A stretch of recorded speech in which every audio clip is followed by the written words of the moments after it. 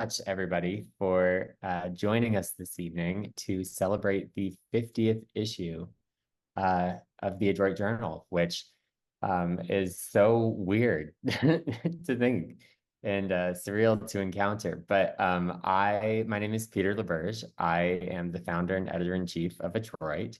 The editors have got me back on the Zoom to host this extra special reading. And I couldn't be more excited. So if this is your first issue release reading for Adroit, first of all, where have you been? But second of all, the way that we do things over here is basically we are giving you a little sneak peek of the issue that is to come on Thursday morning. I had to think about it. Thursday morning is when the issue will go live. So tonight, you'll hear from some of our contributors from that issue, and they'll be sharing a couple tidbits, or if they're poets, then perhaps all of the work that they are sharing with us in the issue, as well as potentially other new work, other relics, whatever they feel like. It's a nice little chill celebration of the writers that make Adroit. So ground rules, let's see. Please stay muted, unless you're reading, obviously. But yes, please stay muted. There's nothing sadder than loud, creaky background noise. So please stay muted unless you are currently doing the reading. And we highly encourage you to turn on your camera if you wish. You can also keep it off. We like you either way. And please feel more than encouraged to celebrate the writing being shared in the comments.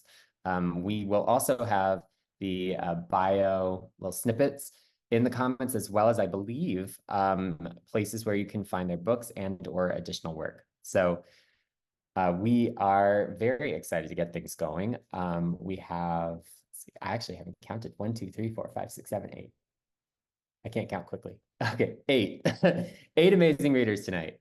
And I could not be more excited to dive in. I think I've covered everything that we need. Yeah, okay, I'm getting the nod of approval. Okay, so without further ado, it is my pleasure to introduce our first reader tonight, Camonghne Felix. Camonghne is the author of Discalculia and poetry collection Build Yourself a Boat, which was longlisted for the 2019 National Book Award in Poetry. Her next full-length work, Let the Poets Govern, amazing title, is forthcoming from One World. Please welcome. Hi, everyone. Thank you so much, Peter, and thank you for accepting the work. I'm so excited that it gets to live in Adroit, and so excited to hear the rest of the contributors. So I'm going to hop into it and then get out of here so that I can do some listening. I'm going to read 4 poems, 3 of which will come out in the 50th edition on Thursday. And this first one is called Cartesian Theater in the American Drive-Thru. Talk around the obvious. The whole country's going to shit. Akilah Oliver. It's really awful here. Sun shines through the blinds. A cliche takes a genius. When the poplar sings, it's not song. The glutton is what the body suffers. Look at us all full with all that suffering. The floor is hollowed ground. The floor is actually lava. The mouth speaks a language it can't take home. The mouth wants to see the edge of the eye. Looking is penance. Looking is a violence well earned. There is ground and sky and hellfire. If I say it any clearer, will it lose its moment? If I say it any clearer, is the moment ennui? The truth is a disagreeable memory. The lie does the thinking. You saved $10 shopping alone at face value. What a rage of a life. Is it worth it? Is it here on earth? Is it scalable? My whole husband took my ride. I drenched the fence black. I plussed the 2.5. What's left is economical. What's left but sediment and wine?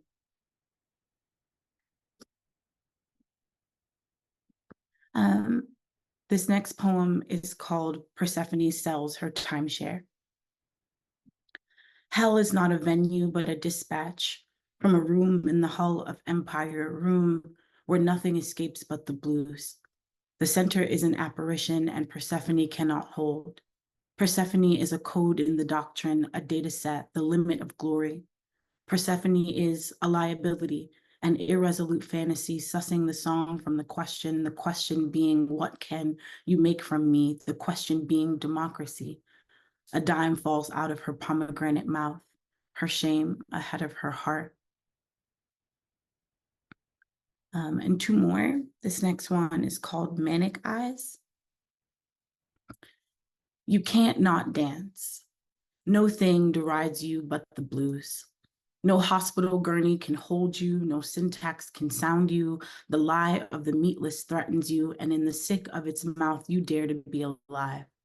The one who loves you is missing, but the ticking is time you want it. The shadow is yours, you measure it. Another drink, send it. The bells are dawning, you heard it. That whisper of delirium is the master of your blood. The doctor is an ornamental consequence. You're a sharp note blown at climax. Kneel before your persecutions. Wish everything is soft happening. Where we are going cannot be mapped. Will you return? Pick a color and swell it. Pick a song and hold it. You are the untouched particulars. Every single deity died loving you. And then last one, thanks again, Peter and Adroit, for having me. This one is called 4 a.m. in the ER. It wasn't that I could be convinced, but that I hadn't been. Every hunt came up empty. I saw a window and wanted to widen the ledge. I felt the draft and closed it. The ghouls live down the stairs. Every one of us has wandered away from the mouth that feeds, somewhere lost in the aisles of a convenience store. On the one hand, I wanted to live. On the other was dealer's choice. Thank you so much.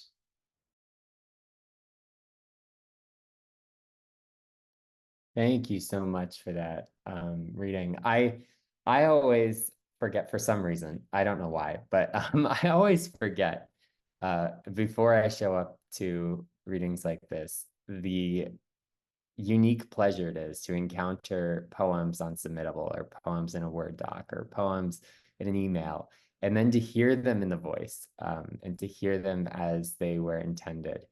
It's such a gift. So thank you for being here. Next up on the list is Gustavo Hernandez. Gustavo is the author of the poetry collection Flower Grant First from Moontide Press and the micro-chapbooks From His Arms and Little Fleece, both from Ghost City Press. In January 2024, Hernandez was appointed Poet Laureate of Orange County, California. He was born in Jalisco, Mexico, and was raised in Santa Ana, California, where he still resides. Please welcome Gustavo. Thank you. Thanks, Peter. Thank you, Heidi, also, and the editors at Adroit. It is such an honor to have poems in your 50th issue, and also an honor to be with everyone here tonight. I'm going to read the 4 poems that are in the issue, and then which kind of formed a little arc, which was kind of nice, and just I'll flesh them out with a couple other poems. The first poem is Untitled. My father's friend is dead, the one who owned the produce warehouse. I don't really know if that warehouse is how he wants to be remembered, but that's how I remember him. The rolling door, the lettuce bins. How do I know what the dead appreciate? My father is gone too, and even there, I mostly deal in educated guesses. He loved every city at 5 in the morning. He missed driving in the dark when his eyes started to fail. And the living, what do they think of what I choose to focus on? My brother and my sisters, my father's friends' stable of sons. How do I know if what I say will be enough or sound the way I mean it to? Even here, this should be at Totonilco and the early work week sun, sound of brooms on a wet sidewalk, a handshake over a cold cast iron scale.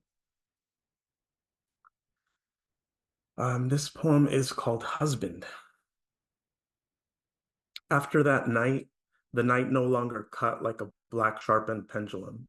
You were gone, and it was easy as a story where the outline of one man replaces the outline of another. If you want to know what I remember, the eaves, the windshield, dripping, in some dark lot in me, relief, the cold moon, and what I considered my own unnatural strength returning. You were gone. It was so clean. It was too quick. It's brutal, I know. And the next morning, when I came home and got her up for breakfast, my mother said that in her sleep, she'd been again to that white place where all souls go, where my father went. She said it was no dream. She said it was no dream, and I had to believe her. How could I doubt her in that world warped by absence, in that after condition? The next one is a love poem, which is the companion to a breakup poem in the issue. It's called Estoy aquí. What you feel, it is the breath of the next world. I know. I have been here with the door and this window open all day. And the next world has found its place again in this kitchen, and it is still my father telling me the sky is clearing, and it is still the avocado tree in the backyard for decades recklessly giving itself away. It is a song that's been the pillar of poem after poem, and it is the day after the day you said you loved me.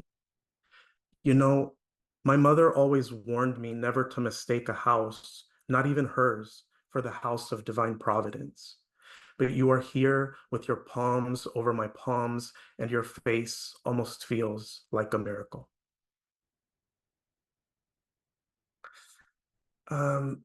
This next poem is called Sun, and in the new manuscript that I just finished, I'm working a lot with title as form. So a lot of poems in the book are called Son or Bachelor or Husband. So this is one of the sons. My father cried the first time he saw me dancing. Not an early dance, not a spring dance, a fall wedding. I was in my 30s. He cried.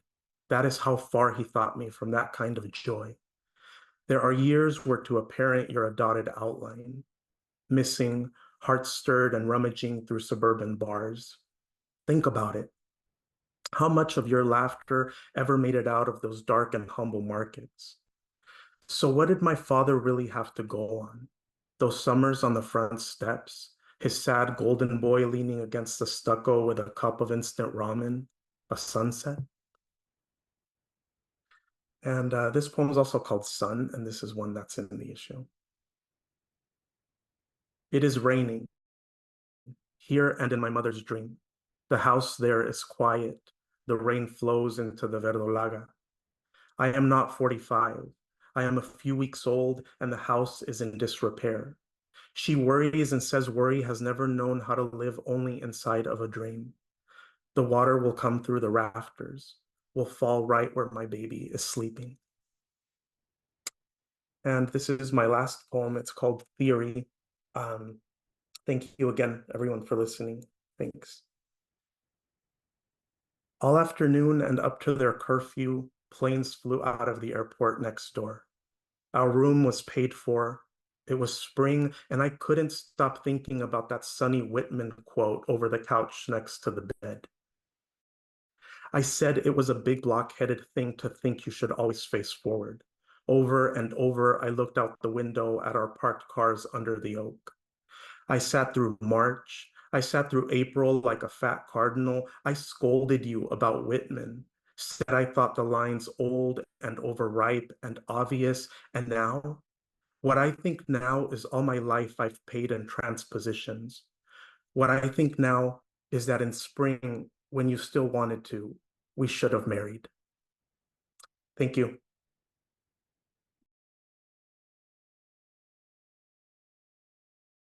Thank you so much. I don't like this job because I have to be like presentable right after a knockout line. Thank you, Gustavo. Next up, we've got Kathryn Hargett-Hsu. Kathryn is the author of Good Listener. which is just coming out, I believe. Correct me if I'm wrong. And winner of the Frontier Poetry Breakthrough Chapbook Contest. She is Senior Poetry Fellow at WashU in St. Louis, where she received her MFA in Creative Writing. Born and raised in Alabama, she is the recipient of fellowships from Kundiman, Disquiet International Fine Arts Works Center, Virginia Center for the Creative Arts, Bucknell Seminar for Undergraduate Poets, and Mendocino Coast Writers Conference. Most recently, she received the Academy of American Poets Prize and the Lynda Hull Memorial Prize.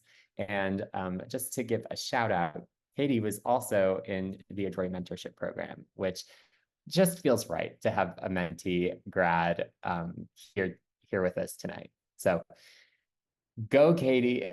So excited to hear your poems. Hi, can y'all hear me okay? Yes, okay. Hi, I'm so excited to be here. I first came to Adroit as a mentee in like 2015, I think, when I was like 15 or 16 years old. So it's very fascinating to be back now, and I'm very excited to share my work, and also shamelessly plug my book, which I'm hoping doesn't get blurred out. It came out like 2 weeks ago, very exciting. So I'm going to read 2 poems today. The first poem that I'm going to read is from the issue. It is called Spectacle. Spectacle. My vision burned like microfilm, frame, decor. Then it was all shadow and line. That fist of candy stars scattered across the ER, that could not be my mind. But I was already expelling my body from my body. My body turned inside out, then outside in. I felt like a bag of blood. I was a bag of blood. Feeling and being, twin pebbles passed between 3 shells, identical and vanishing. Everyone thought, what a waste, because I thought, what a waste. Oh, it was humiliating. I wanted to be monogamous with my suffering, to be regarded only by the obsidian eye of that which devours me. Instead, I made myself a drama of dry obsessions. My seaweed and my animal parts spit into the suicide's scrutinized theater. There was death. Death was a single-celled organism reacting to light. It moved toward me on its slow bristles of cilia, crawled over my face, and continued its journey elsewhere. Okay, so that's the first poem.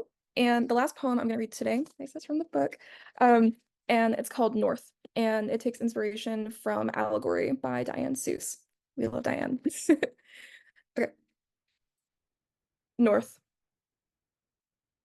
Hand-shaved days fall into the pot. The water fills with starch. I move backwards and forwards while sleep reapplies its lipstick. Enter blades of twilight. 8 inches of snow between the angels and my skull cap. I slide my knife between the vertebrae of my belief. Use the bones as my guide. Borders loosened at the joint. I can crunch light with my fingers. Far off, I am being stitched into the groove of someone else's fantasy. My dreams hum a low tune. When I was north, I ate elderberries and read songs about the sea as the empire of loneliness. The laments convinced me, their cold air and hopeless gannets. When I was north, I dreamt of hares, cast stones to strike them from my memory's dark ravine. I'm wired to see patterns, to turn my hip and shoulder, to protect the neck and wrist. And know my tells, tapping foot, heaving chest. When I was north, I ran through tunnels low tide brought back from the underworld. A man slammed into me like an Atlantic storm, and it made me a coastline. Is it possible to write about north without mentioning escape or fields of lavender forever? Death cuts its immigrant braid. Its black hair is strewn all through the laundry. New Year, I call off meat again. Balsam and cedar ignited green. What lives is plastic or feed. I'm a bobcat squinting at fire. There, I did it again. Lived to another winter, turning over to show its soft belly. Isn't it miraculous enough to have survived here? Still, my questions follow, a key, a quiver on the piano. Dear memory, when will you be done with me? Every sentence trails back to you. I want to be pried smooth of my calluses. I want my feet to leave no tracks in the sand. Dear memory, you've come to me wearing that olive coat that belonged to my mother, brass button located in the ocean. You startled child, your hair is shorn winter dark, and still your lip curls in the caves part their sandstone hands, pupils dilated in low light. Thank you. Thank you, Katie. What a poem. Diane would be proud. Okay, next up is the shortest bio of the evening. Sally Keith is author of Two of Everything from Milkweed. Welcome, Sally. We're so excited to have you. Thank you. Thank you, Peter. Yeah. Yes, I also have a new book I'm excited about, although I don't have it to hold up. Thank you so much, Peter, Heidi, Summer. I'm really quite honored to be reading here, celebrating Adroit's 50th issue. And I'm just going to read the poem that is in the issue, which is a longer poem, though not too long. It's called Limas Polyphemus. It feels so, I don't know, necessary. Winter had been, and then afterward the spring. So long, so long. Extend the trip and see the friends. Extend, extend. Something like a string unspooling too easily, or no, a conversation kept underground. Easy enough for someone young. And the Neruda, I keep trying to understand concerning the idea of needing to learn from the sea. Well, no, not from, but of, accordingly. Little gesture in translation I can almost touch, but no, make no sense of. Gesture unrelated to the poem's final lines, where the guy, I guess, against stasis prefers a wave. Poem supposedly rooted in song. It was afternoon, and whether accident or errancy, I don't know. Hundreds on hundreds. We could not have run without injuring them. What with all the dogs and little boys, Limas Polyphemus, a washed up sea of them, upturned coliseums, ancient models for army tanks, minuscule dinosaurs, outsized insects, and yet still less the fact of the species, more the number of them. Just as the shoreline's subtle bend let us where we had not seen. We did not mean to be where we were. I don't recall the phase of moon, nor whether or not the red knot population had arrived, pausing their journey to Tierra del Fuego for the tiny Polyphemus eggs they eat, the protein from which they need to double their size. The tip of Argentina is pretty far to fly. Dinner tonight will be fine. Give me an inch, I'll take a mile. I believe it was the grocer's consternation at my asking after a preserved lemon that convinced me to abandon the Branzino plan. The boys could flip crabs right side up forever. They helped those halfway stuck using the sword-like stick of a tail. Poor beast. Take Odysseus, jet-setting, clever, fastening men underneath pigs, escaping the newly blinded poor one over there crying nobody, unknowingly putting pain out into the air in the form of Odysseus's then blanked out name. What even is it about nature that can feel so far away? The boys want guns and swords. I want to go out alone for a run. The female crab buries clutches on clutches of eggs. Some you can see on the internet served up in the scooped out shell like a bed of bad couscous interrupted by herbs. Limus polyphemus likes a full moon, likes to dine on algae, clam, and worms. I imagine the scientists in lab coats spilling from average cars to cart them away, hitching them sanitized in a line to a needle, to a machine to leak their magical milk blue blood, blood without which these new vaccines cannot succeed.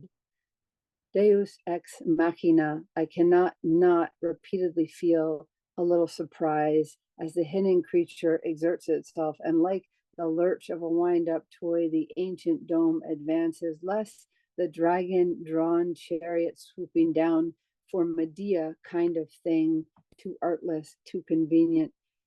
Just the simple sense of something small and something large. A kite on the sand. In the cooler, a cold can. A circle of chairs for old friends. I know. Give me an inch and I take a mile. Extend the trip. Let's just see them, the friends, a few miles north. What's one more day plus another afternoon? It's worthless to wonder if and when this all might end. Ideas make me sick is my own rendition of Francis Ponge. Why are our bodies soft and weak and smooth is Kate in Taming of the Shrew. Agreed, from a feminist perspective, it's a little too much, except for here the choice to cast the play with no reference to sex, I mean gender. Anyway, that's what the director said. We had seats on stage, had already married, already mothered, something small, something large. A great dinner in a tiny restaurant. I can recall, though not specifically the words the king said, corresponding with the actor's strong, no, beautiful, outstretched arms. Then something I had once read occurred to me, a little encouragement, a little wave of here I am again. The horseshoe crabs have lived for longer than some dinosaurs ever did. The track they dig back to the sea, seen best at low tide, starts with a curve, which makes it feel runic, otherworldly, awe-inspired. Their tripartite body dominated by that dome-shaped head, a head with a brain and a heart practically side by side. They say Limus polyphemus is disappearing. In turn, the red knot population. As for us friends, we found an old shirt to hang on a stick to tell us where to turn for home. For otherwise, the repetition of the dunes we found very self-same, utterly overwhelming. Thank you. Thank you so much, Sally. So next up, we have, hailing from either San Francisco or Vermont, Randall Mann. Randall is the author of 6 poetry collections, most recently Deal, New and Selected Poems from Copper Canyon. He is on the faculty at Bennington Writers Seminars, works as a medical writer in biotech, and lives in San Francisco. Please welcome Randall Mann. Thanks, Peter. It's so great to be here, and congratulations to everyone at Adroit. And it's a real pleasure to read with all of you. And you know, you've created quite a community. It's really thing. So kudos to doing that, because we need more of that. So maybe I'll start with the first poem, or the poem that's in the issue, which is, and I'll just maybe read 3 poems. This poem has an epigraph from Michael Hoffman. The sky between leaves is the brightest thing in nature, Virginia Woolf told the inquiring Rupert Brooke. Whatever. Sunlight. It was June. They threw a parade. They called it freedom. Then what happened? I floated like sentience on a chlorine floor. I wanted la piscine, but settled for an action scene. Proximity meant no one dies who does. We played Kill the Landlord. We said we read that, not that Francis Bacon bio. The game is fake, like reading. I get it. Relatability.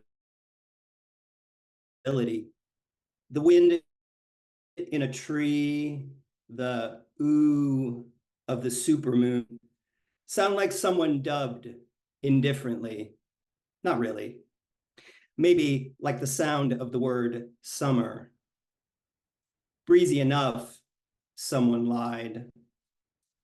But as it all gets qualified, summer stroll, summer read, there's less sunlight then, it's okay. Want, like a line. I composed myself, and there I was. I took a lover named what's his name. I believed in life after, etc. See, I'm gullible, a little more. No one should say lover any more than one should summer, whatever poetry. I can't pretend you won't. Remember the intensities of poppies leaving Milan, a sign of a wound or two to come? I'm trying not to leave it there.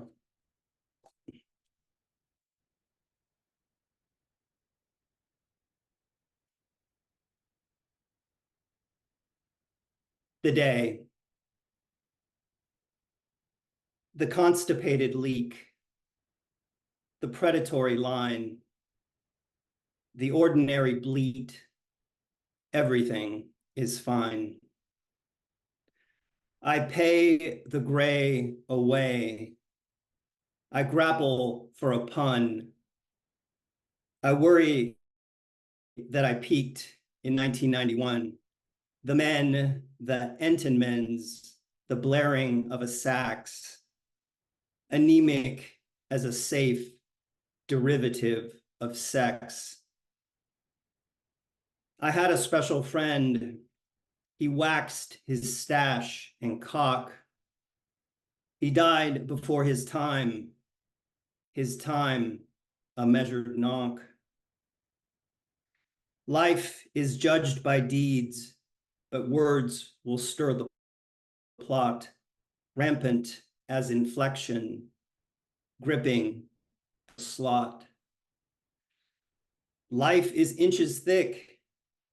It's more than I can say. A binder clip can hold this utter dossier.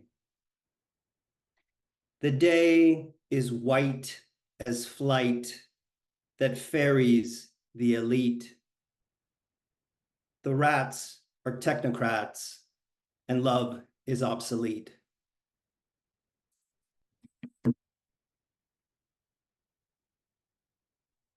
I'll just end with this. Thanks again so much. So I was on Grindr, as I'm sure we all are right now. And I came across this profile description and it made me laugh. So I wrote it down in my notebook, and it's the epigraph of this poem. And it said, "If you can remember the Cold War, you're too old for me." Cold War. Because you're 22 and in your prime, you silently refuse to date or date. When war was cold, I had a lovely time. I messaged you and sent a shot of grime, then shot some more. It must have been too late. Because you're 22 and in your prime, perhaps. I'm shifting like a paradigm. And all the new assumptions formulate as if our war were cold. A lovely time. I'll exercise my stock internal rhyme. The currency is yours to circulate. I'm 49, my interest rate is prime. Suppose that poverty is not a crime. Suppose you more or less accommodate like war. When cold, we'll have a lovely time. Perhaps you'll click on me in wintertime. Proximity is constant. So is fate. Was I 22? Before my prime, the war was cold. I had a lovely time. Thank you.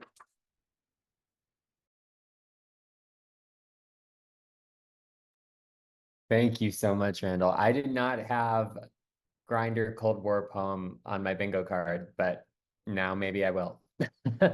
Awesome. Okay, next up is Matthew Olsman. Matthew is the author of Constellation Route and 2 previous collections of poetry. He teaches at Dartmouth College and in the MFA program at and in the MFA program for writers at Warren Wilson College. Please welcome Matthew Olsman.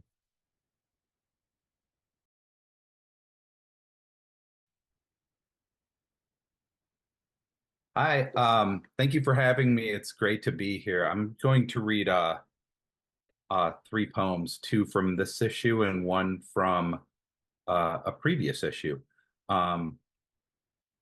This first one is, I should probably never be asked to write poems for people's weddings, and yet it still sometimes happens. And so this is from a series of wedding poems. This is Epithalamium during mating season.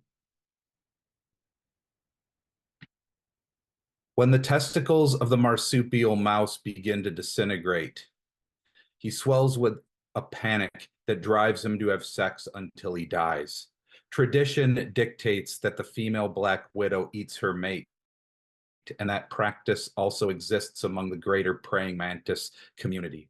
Meanwhile, these 2 humans keep staring into each other's eyes, saying, I do, I do, I do, but what exactly do they do? Do they fight lions or guard their eggs on the side of an active volcano? Probably not. Does this mean their devotion is any less enduring, any less fervent or profound than that of the hippopotamus who sprays its feces into the sky to attract a mate? No. It means we're lucky to be human, capable of thinking this through before falling dead from the amorous air, as is the custom of the common honeybee. Any wild thing can feel. Any feeling can propel an animal forward. Sometimes the difference between instinct and love is hesitation, the capacity to stand at the inception of some passionate wilderness, understand its magnitude, its peril, then enter, not because the marionette strings of compulsion and desire yank us forward, but because we're summoned into this immensity of and by our own free will. And that is what we want. That is what we choose. Finally, you've found the hand that will hold yours, even years from now, even when your body stops holding inside whatever it is that makes you, you. And even then, The hand that holds will continue to hold. But hold to what? You're not you anymore, and yet it continues to hold, or it tries to, the way the sieve tries to hold water. You are like that water, and this hand will continue its attempt to hold that, even after the doctors have taken you, wheeled you down the white corridor, even after there's nothing to hold, the hand will continue to reach. It might appear empty, nothing more than a hand whose fingers curl around a vacancy, how it grasps at the air, how it fools itself into believing it's found some trace of you in the absence of you, and then how it doesn't, or how it always can't, or ever let go. And this poem is from a previous issue of Adroit. This is Best Nightmare Machine. Whenever I got too many peaceful nights of sleep, whenever the vice grip of anxiety failed to apply the proper pressure to my skull, I could type image of a brown recluse spider bite, or how much of Antarctica has already melted, into the search engine, and that network of teeth would take care of the rest. Whenever the season was too bright, whenever my table too bountiful, I could count on my trusty nightmare machine to produce a door in the sky or earth and release one hairless wolf, starving and strange, to hunt me down, tear off one of my arms, and whisper something like, "Do you have any idea what Mitch McConnell is up to right now?" And immediately my nerves would light up with catastrophe and sulfur. It doesn't work like that anymore. Technology has evolved. The sophistication of my dread has evolved. Today, the best nightmare machines understand the fundamental necessity of delight, the importance of good fortune. They now try to make you cherish, at least a little, the world before introducing its demise. Now they send photographs of only my favorite days. You and I walking through the rain in Vancouver. You and I listening to that folk singer at Salvador Deli in Hamtramck. You and I at Avalon Bakery with only $3 and a blueberry muffin to share. Only now does my life end a little when I hear the outcry of a car slamming its brakes. When you go in for a routine checkup, only now do I pace the living room until you return. This is the best nightmare machine's most delicate victory, allowing me to revel in every moment together, every sip of this mulled cider, every bite of this pear, the dishes stacked precariously in the sink. I'll get to those tomorrow, I promise. But even those I savor. They remind me of previous joys, how they pile up, their awkward leaning, their threat to fall. Thank you all. Thank you, Matthew. You've got a lot of people who would like to get married in order to have you read poems. So you might want to write down some names in the comments, including me. Okay, next up, I believe we have 2 more readers, if I can do math correctly. Next up is Elizabeth Rosner. Elizabeth is a best-selling novelist, poet, and essayist. Her works include Survivor Cafe, The Legacy of Trauma, and The Labyrinth of Memory, a finalist for the National Jewish Book Award, and the novel Electric City, named a best book by NPR. Rosner's essays have appeared in the New York Times, the New York Times Magazine, there we go, Elle, and numerous anthologies. She lives in Berkeley, California. Please welcome Elizabeth. Thank you. I am really so honored to be reading among all of you. There is something kind of overwhelming about being washed in all these words and poems, and so it's hard for me to recenter myself in my own words right now, but I'm going to try to do that. And I'm going to read from the website of Adroit Journal, and I'm just so thrilled to be a newbie at Adroit. Thank you so much for welcoming me onto your pages and into your world. So this is from the beginning of 3rd year, and it's the first time I'm reading this out loud to other people. Portal and introduction. You could say that hearing is a science and listening is an art. Hearing depends on signals received by a functioning apparatus. Hearing is measurable and verifiable. But listening is so much more than gathering information with the paired portals of our ears, those supple appendages flanking our faces. We also absorb with heart and skin, our elaborately nuanced nervous system continuously networking.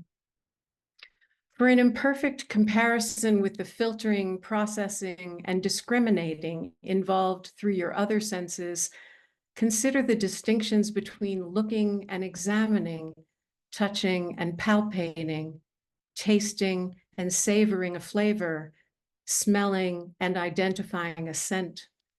When we are truly listening, signals are not merely accepted, but are fluently interpreted, transformed into meaning. Dialogue is happening all around us, over our heads, under our radar, beyond the horizon. Whether or not we decide to call it language, we can call it listening. When elephants respond to news from their miles-distant family members, details they've taken in through acoustic sensitivities in their feet.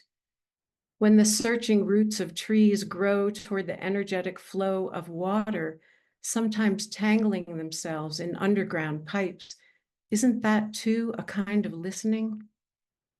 What about when hummingbirds return to the specific vibration of nectar-drenched flowers? When whales share songs across oceans and recognize the pauses made by one another's breathing? Hushed or amplified, implausible yet audible, everything is humming. From quantum to cosmic, from the inner life of electrons to the membranes of outer space. The entire universe is sonic. Theodor Reich, protege and colleague of Sigmund Freud, developed a method he called third ear listening. He credited Friedrich Nietzsche with the origins of the phrase, although Nietzsche was referring to ways of listening to music. The analyst, like his patient, wrote Reich, knows things without knowing that he knows them. The voice that speaks in him speaks low. But he who listens with a third ear hears also what is expressed almost noiselessly, what is said pianissimo. There are instances in which things a person has said in psychoanalysis are consciously not even heard by the analyst, but nonetheless understood and interpreted. There are others about which one can say, in one ear, out the other, and in the third. In at least one indigenous culture, comprehending with a quiet, respectful awareness known as dadiri, an Aboriginal word for deep listening, is a way of being that has been practiced for more than 60,000 years. Like third ear listening, dadiri focuses with patience and stillness, both externally and internally. One of the peculiarities of this third ear is that it works in two ways, Reich explained. It can catch what other people do not say, but only feel and think. And it can also be turned inward. It can hear voices from within the self that are otherwise not audible because they are drowned out by the noise of our conscious thought processes.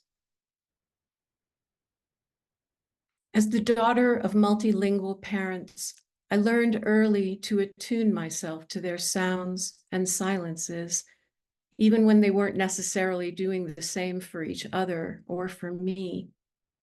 Within their whispers, I detected spaces between clamor and consolation, between foreign and familiar. Maybe this prepared me for a life of eavesdropping on the world, listening with all of my senses, reaching toward sources of interconnection. Reflecting on some of my most profoundly transformative experiences, I note that they have centered on the flowing back and forth of sound, whether occurring in childhood or adolescence, in leaving home or returning home. In a lifelong search for sanctuary and awareness, deep listening has become my way of leaning closer, opening wider, taking more responsibility for honoring the music of everything. Every time the resonant world enters us, we have an opportunity to reaffirm our relatedness. Today, for instance, a murmuring podcast entices me with the latest studies of complicated, gorgeous sounds too high and too low for my meager human range. The more I learn about acoustic windows in the feet of elephants and in the skulls of whales, I imagine my body reverberating in cellular empathy. These compositions and collaborations taking place among birds, insects, and cetaceans remind me that I belong to a sonically interwoven web. That includes sounds still echoing toward us from the distant past and sounds we are attempting to decipher in order to co-create a future. It includes frequencies connecting galaxies and microbes, connecting the dead with the living, connecting the beings we might yet comprehend with the beings yet to be born.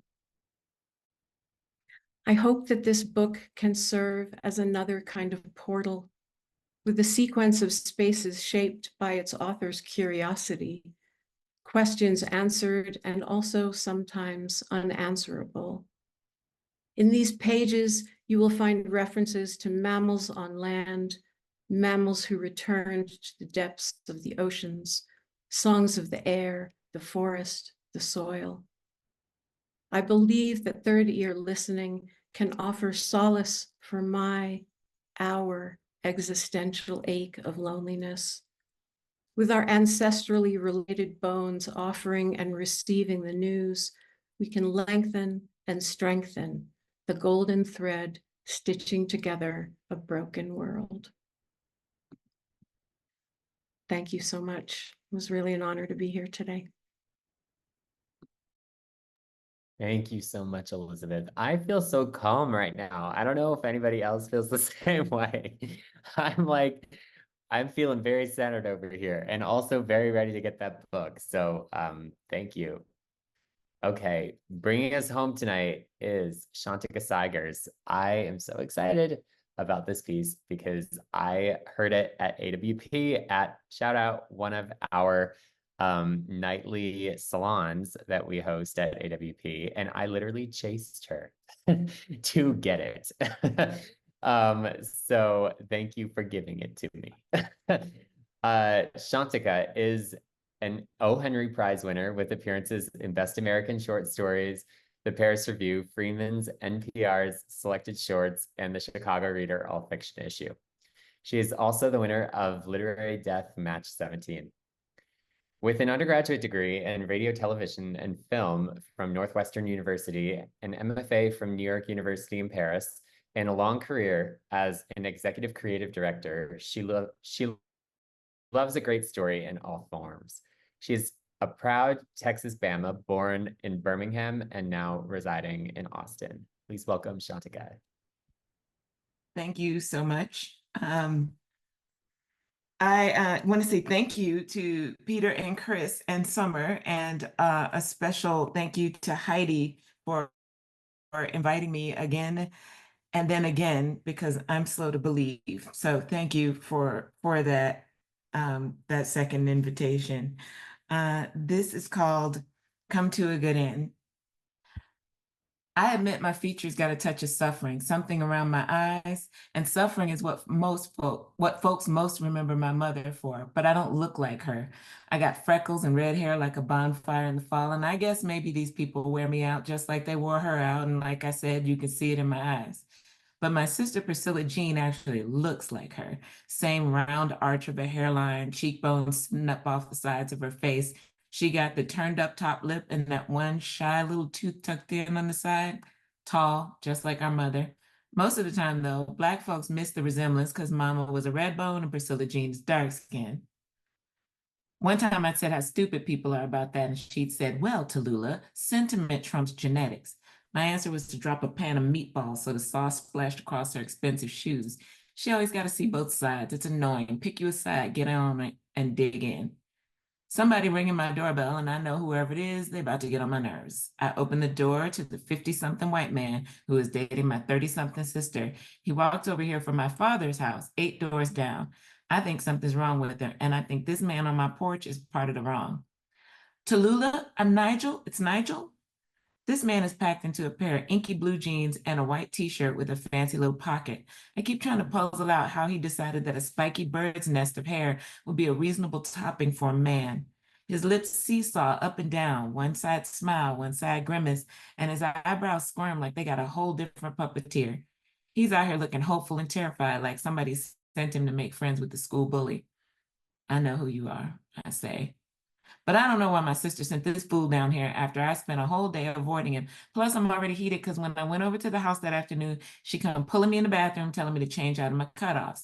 Tallulah, this is not a hayride. This is a what? A wake, a funeral. He ain't dead. He is in hospice. Who gets a hospice party? And he an asshole. This is a tea party for an asshole. What's the dress code for that? PJ. I smeared her new initials, her new call me PJ, all up in her face. Then I shoved my way out, and I admit I gave her a good elbow on the way past. She sends you? I got my hair clamp held out like it's a switchblade. What? Oh, what? No, I was having a smoke. Just stepped down from all the, down there. And I thought I'd come down to talk, see if you need help with anything. I'm confused by his sputtering. I'm confused by his offer to carry ham.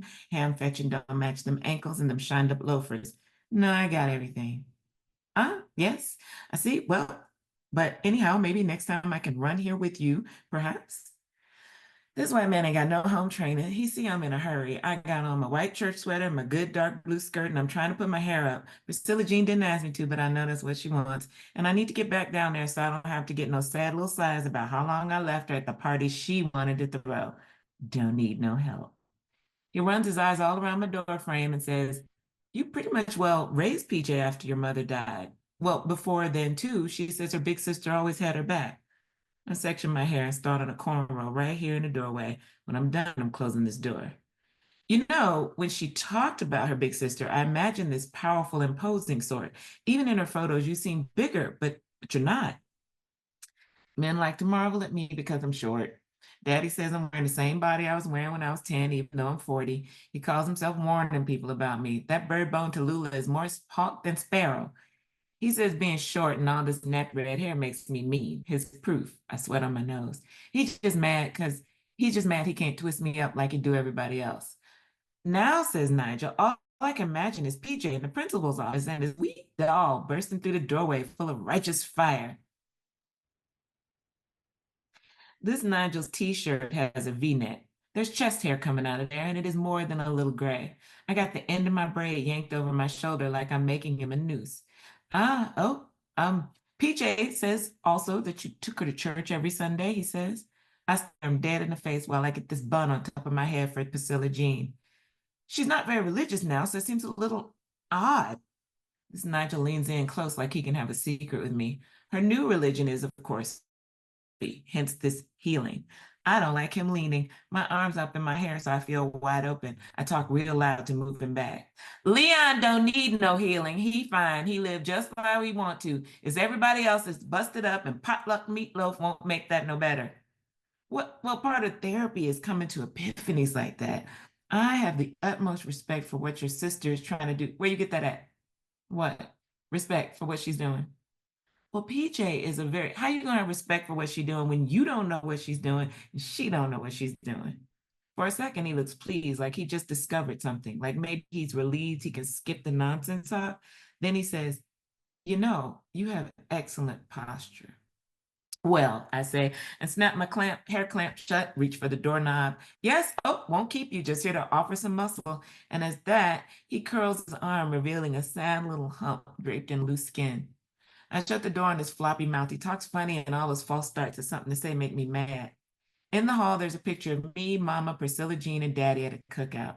I'm squeezing her so tight, the muscles are standing out along my arms, bunching her powder blue sundress around her waist. Priscilla Jean is beaming her happy right at the camera, and Daddy's looking at me and Mama. We got our heads tilted back, eyes closed, and you can't tell whose red-brown hair was whose. And right after the bursting line of the flash on that old camera, Daddy had growled to the whole backyard, "Who the fuck you think you is, the goddamn Queen of Sheba?" Now I got an organized list of things I hate my father for, and right near the top is how I felt when my mother levered my arms apart and took herself away from me, red-faced and scurrying into the side yard. I don't have a picture of this. Next day, me and Mama pulled in the driveway, and Daddy was shirtless in work pants and dress shoes, scowling under the hood of his green Charger. And that was the exact moment I first saw the touch of time on Leon. Tone giving away the slight slack, a new tightness to his skull. I could see the assassin creeping in on him, bending his back and slowing his heartbeats, and he didn't know yet. "Look at him," I'd said to Mama. "Just look at him over there smoking Pall Malls like the goddamn Queen of Sheba." She gave me a look, but I saw a crack in her disapproval and almost laughed. I threw myself into it, over there eating grits like the goddamn Queen of Sheba, out there parallel parking like the goddamn Queen of Sheba. Look at her, the goddamn Queen of Sheba got a hole in his sock. I said it until even Priscilla Jean had to snicker under her hand, and I kept saying it until my mama couldn't even muster up a pity smile, until those words were dead and it was my kill. Every surface in my kitchen has the overflow of my sister's tea party, mismatched pans and trays and dishes and bowls from people who know my mama and daddy all warming and cooling. I got plenty of room in my house because my husband died not too long after I got married. Daddy says my mean ways got to him. But my mean ways got nothing to do with a cancer that comes up on a man faster than a rainstorm.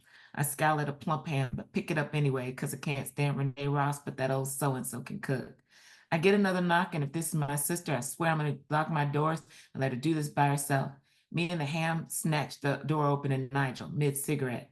"Forgive me, Tallulah. I ran into a woman who I think maybe is on her way to your father's house, but couldn't quite make it. He's alone on the porch." No. She's not here. She's in your neighbor's garden." I bet he thinks this is what we do out here. Go help other bumpkins caught in the briar patch. But this is what I hate the most. Everybody's a jack in the box of snot and feelings. I'm tempted to send him to go get Priscilla Jean. She likes this kind of thing. I don't have shoes on, and I'm not getting any. I slam my door so he understands I'm coming, but I don't want to. Nigel lets out his breath. "Up, this way." Shove the ham in his arms as my price, and he fumbles the cigarette, which immediately falls to the ground, steps on it, does a sorry job of kicking it off the porch. We get a couple houses up the street, and he says, Here. I'll stop there."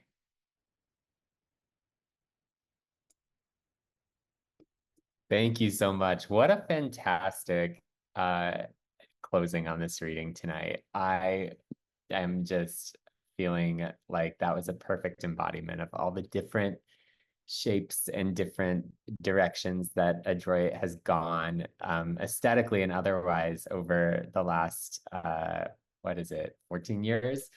It's wild. I write about this in my editor's note, which I wrote this morning, but it just trying to comprehend that I've run Adroit for half of my life is such a weird thing to do. I genuinely don't remember life before Adroit. So I do, but like little bits. They're like in black and white.